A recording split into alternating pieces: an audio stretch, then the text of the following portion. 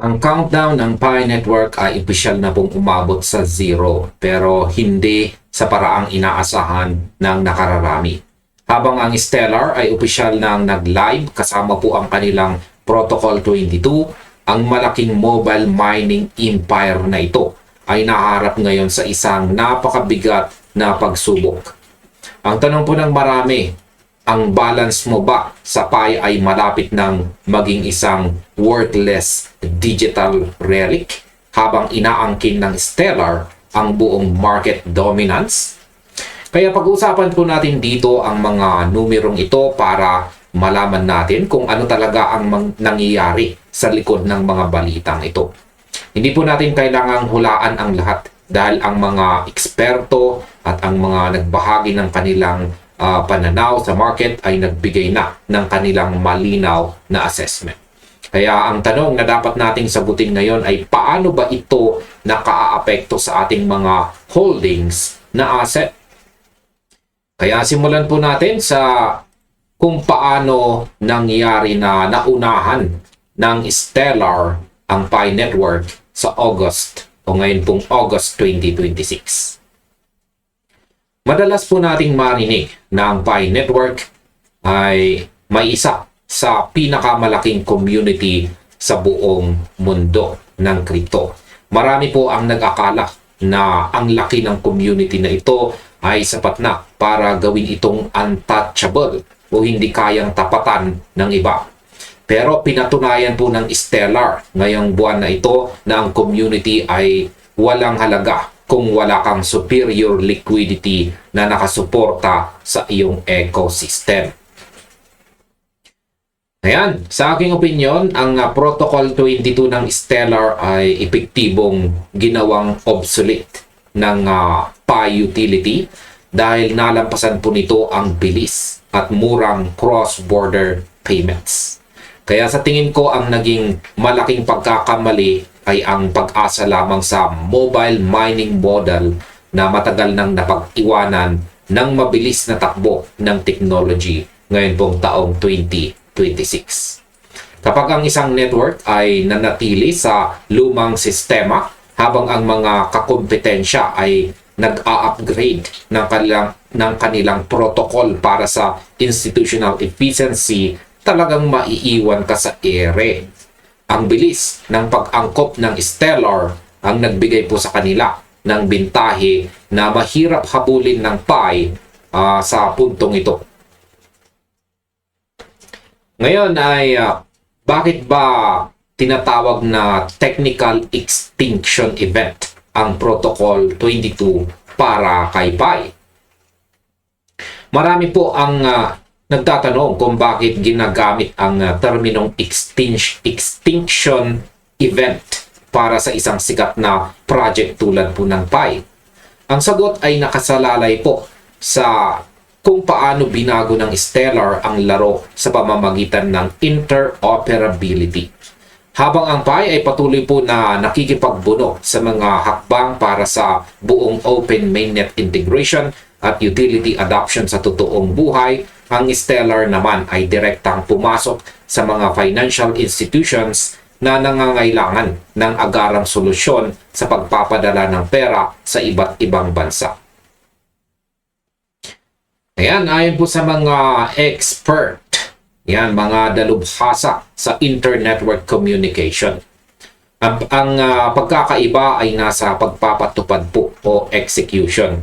Ang Protocol 22 ay nagdala ng mga features na taon na rin hinihintay ng mga tao na makita sa iba pang mga platforms. Kaya sa aking opinyon, ang epekto nito ay parang isang matinding pag-ulan na sumisira sa marupok na bubong. Kung ang isang network ay walang maiaalok na bilis at seguridad na kapantay ng mga bagong protocol, ang mga users ay kusang lilipat kung saan mas mabilis kumita at gumalaw ang pera. Hindi ito usapin ng galit sa isang project, kundi usapin ng survival ng pinakamalakas sa gitna ng kompetisyon. Ngayon ay ano pong mangyayari sa mobile mining empire ngayong sumabog na ang liquidity war? Ang mobile mining ay ang pangunahing dahilan kung bakit umabot po sa milyong-milyong katao ang Pi network. Ang pag-click lang araw-araw po sa cellphone ay naging bahagi na ng gawain ng napakaraming ordinaryong tao. Ngunit ngayon pumasok na tayo sa huling bahagi ng taong ito, 2026. Ang tanong ay kung may halaga pa ba ang mga nakuhang coin kung ang market mismo ay hindi na tumatanggap sa kanila bilang lehitimong medium of exchange sa mga pangunahing exchanges. Yan, base po sa mga kilalang financial commentators, ang liquidity po ang tunay na dugo ng anumang cryptocurrency. Kung ang isang token ay nahihirapang makakuha ng sapat na volume sa mga exchange, kahit gaano pa karami ang nasa wallet mo, magiging mahirap itong i-convert sa cash. Kaya sa aking opinyon, ang mobile mining ay epektibo lamang habang naghihintay ang tao ng mainnet.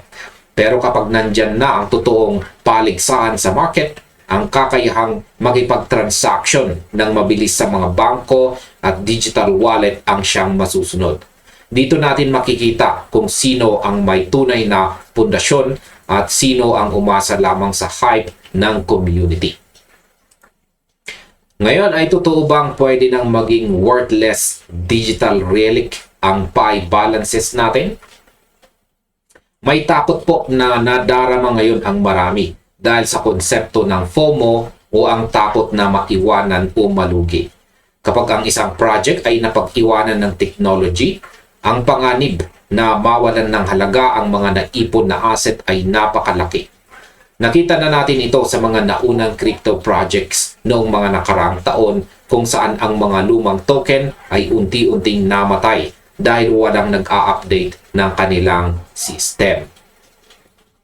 Base po sa ilang mga eksperto, yan, ang mga digital assets na hindi po sumasabay sa pangangailangan ng modern economy ay madaling napapalitan ng mas magandang technology. Kaya sa aking opinyon, hindi naman ibig sabihin na mawawalan agad ng silbi ang lahat. Pero ang tsansa na magkaroon ito ng mataas na halaga ay manipis na kung ang Stellar at iba pang mga Layer 1 networks ay patuloy po na mag-dominate sa cross-border transactions. Ang halaga ay nakasalalay sa kung sino po ang gumagamit. At kung ang mga institution ay mas pinipili ang Stellar, maiwan po ang Pi sa isang maliit na sulok ng market. At ngayon ay may pag-asa pa bang makabangon ang Pi laban kay Stellar? Yan, sa kabila ng mga negatibong balita dito, yan, marami pa rin ang naniniwala na ang napakalaking base o pundasyon ng mga sumusuporta kay Pi ay may lakas pa ring magdala ng sorpresa. Ang tanong ay kung ang mga developer ba ng Pi ay may nakatagong solusyon na pwede nilang ilabas bago tuluyang maubusan ng oras at atensyon ang market. Sinasabi ng mga analyst na ang oras ay tumatakbo laban kay Pi Network. Kaya sa aking pananaw, para makabalik po sila sa laban, kailangan nilang ipakita ang isang napakalaking hakbang na hihigit pa sa ginawa ng Stellar. At hindi lang basta mga pangako sa social media. Kailangan po nila ng totoong pakikipagtulungan sa mga negosyo at institution. Kung mananatili silang nakatutok lamang sa loob ng kanilang sariling ecosystem habang ang buong mundo ay lumilipat sa mga mas mabilis na network, ang pag-asa ng pagbangon ay magiging mas mahirap araw-araw. Ang taong ito, 2026, ang siyang magpapasya kung sino ang matitira at sino ang tuluyang malalaos sa kasaysayan ng cryptocurrency. At ayan mga crypto, hanggang dito na lamang po tayo sa video na ito. Maraming salamat sa inyong panonood. Maaring panoorin na rin po ninyo sunod ang recommended video natin dito.